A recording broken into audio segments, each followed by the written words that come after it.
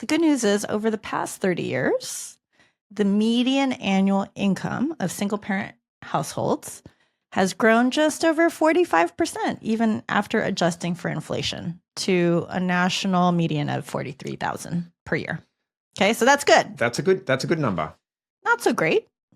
In any given month, roughly 11% of single-parent households spend more than 40% of their monthly income just on their debts. Wow. So not even looking at other sort of... Not housing payment, not food, just paying down credit cards, loans, things like that.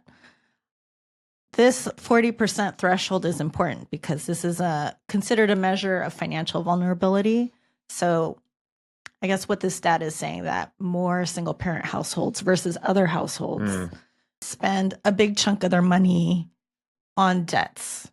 So I guess what we're trying to do here is maybe try to help you juggle that, right? So that you're looking at your budget and hopefully not spending as much on debts and just working on your monthly spending in general. So how do we do this? Yeah. So what do we always talk about? Budgeting. Yes. The foundation of your house, right? Yeah. Yeah. It's your financial house. So it's like creating that baseline. So, I think a couple of episodes ago we spoke about, the popularity in various different apps that you can use for, I think we spoke about like Why Now Boss It. Maybe the potential replacement for the Mintiers out there, which is like Quicken and stuff like that. Or Quicken, Simplify, something called Empower. Your financial advisor, if you have one, might have their own budgeting software or should. So hit them up. Yeah, I know that we do. Yeah. So we have our clients use our own. Yeah. Or if you're old school, just print off those, pay stubs, print off your bills, just use a simple spreadsheet. There is no right or wrong. The whole point is just getting it done. Correct. Yeah. Yeah. And so the important part of creating that baseline that we talk about is really just working out what's coming in and what's going out, inflows and outflows. So, we've got income as a source of, an inflow. Yeah. What is your income from your job, from alimony, from child support, from other stuff, pensions that you may have, versus what needs to go out? Yeah. So when we look at that, we kind of break it down into maybe those fixed and variable expenses. So what's going out? What are your expenses, right? So we've talked about this before, but it's always worth mentioning.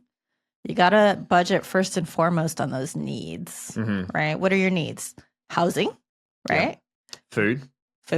Public transportation. Utilities. Yeah.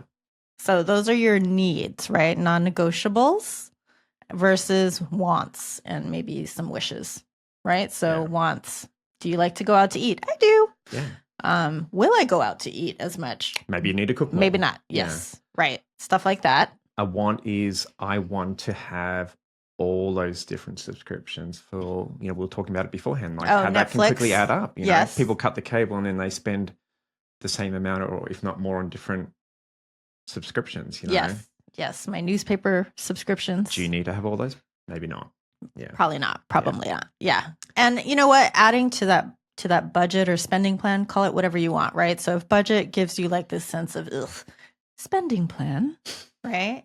Add to your spending plan an allocation to saving, right? So I guess it's spending but saving. So allocating a certain amount to set aside for some savings as well. And a good rule of thumb, and I used to look back to my time when I was in Australia in the Navy, I think anytime I got a pay raise, I just kind of banked that raise. Right.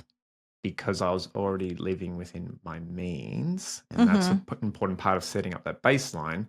And when we're comparing our income and our expenses, we're really trying to make sure that our income is greater than our expenses.